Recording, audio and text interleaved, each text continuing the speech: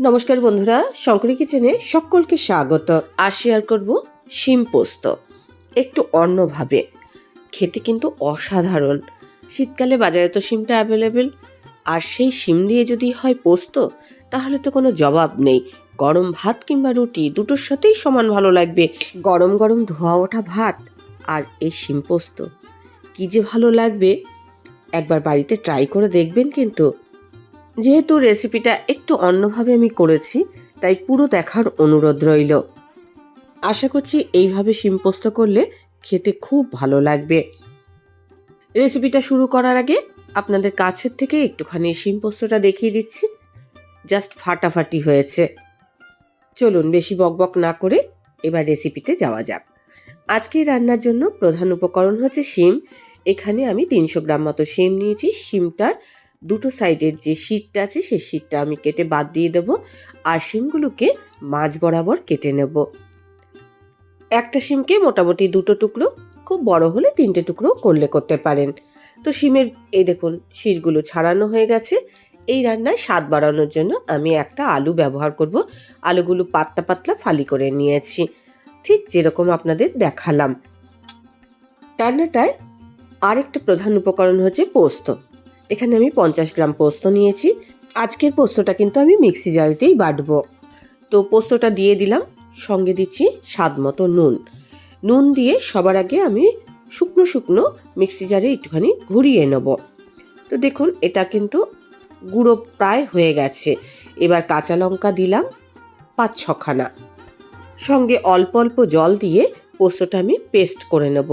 দেখুন পেস্টটা কিন্তু একদম মিহি পেস্ট না, একটু দানা দানা থাকবে। এরম পেস্ট হলে কিন্তু পোস্ত খেতে ভালো লাগে। রান্নাটা করব সর্ষের তেলে। 2 চা চামচ সর্ষের তেল গরম করে নিয়েছি। একটা শুকনো লঙ্কা ফোড়ন দিলাম, সঙ্গে দেব 1 চা চামচ 5 ফোড়ন, আর দিচ্ছি 1 চা চামচ আদা বাটা। কম আছে ফোড়নটা আমি নাড়াচাড়া করে নিলাম। এবার শিম আর আলুটা আমি তেলের মধ্যে দিয়ে কম আছে নাড়াচাড়া করব। আজকে শিম আলু পোস্ত করার জন্য আমি যে ফোড়নটা দিয়েছি তাতে শিমের একটা বুনো গন্ধ সেটা কিন্তু চলে যাবে, একটা সুন্দর গন্ধ হবে। চাপা দিয়ে কম আছে আমি এখন রান্না করব, আর মাঝে মাঝে চাপা খুলে এটাকে নাড়াচাড়া করে দেবো। আজকের রেসিপিটা দেখার পর আপনাদের যদি ভালো লাগে তাহলে অবশ্যই একটা লাইক, শেয়ার ও কমেন্ট করবেন। বেল আইকন সমেত আমার চ্যানেলটা সাবস্ক্রাইব করে আমার পাশে থাকবেন। বেল আইকনটা ক্লিক করা থাকলে আমার যে কোনো রেসিপি বা আমি যাই আপলোড করি না কেন সবার আগে নোটিফিকেশন আপনার কাছেই পৌঁছে যাবে। পোস্তটা এবার আমি দিয়ে দিলাম, শিম আর আলুর সাথে একটু মিশিয়ে নেব। মিক্সির বাটিতে অনেকটা পোস্ত লেগেছিল, সেটা আমি ভালো করে জল দিয়ে ধুয়ে সেই জলটা আমি এই রান্নায় ব্যবহার করব। কেননা পোস্ত অনেক দামি জিনিস, একটুও নষ্ট করা যাবে না। পরিমাণ মতো জল দিয়ে এবার শিম আলু এগুলো আমি সেদ্ধ করব। পোস্তটা কিন্তু কাঁচাই আমি ব্যবহার করেছি। ওপর থেকে একটা টমেটোর কুচি সাজিয়ে দেব। আমি কিন্তু টমেটো কুচিটা এখন মেশাচ্ছি না, রান্নাতে আমি হলুদের ব্যবহার করিনি। টমেটোটা উপরে সাজিয়ে এবার চাপা দিয়ে আমি এটা আবারও কম আঁচে রান্না করব, যাতে শিম আলু এগুলো খুব ভালোভাবে সেদ্ধ হয়ে যায়। আর টমেটো তো খুবই নরম, সেটা তো তাড়াতাড়ি সেদ্ধ হয়ে যাবেই। সেজন্য আমি উপরে সাজিয়ে দিয়েছি, টমেটোটা গোটা গোটা থাকবে এই জন্য।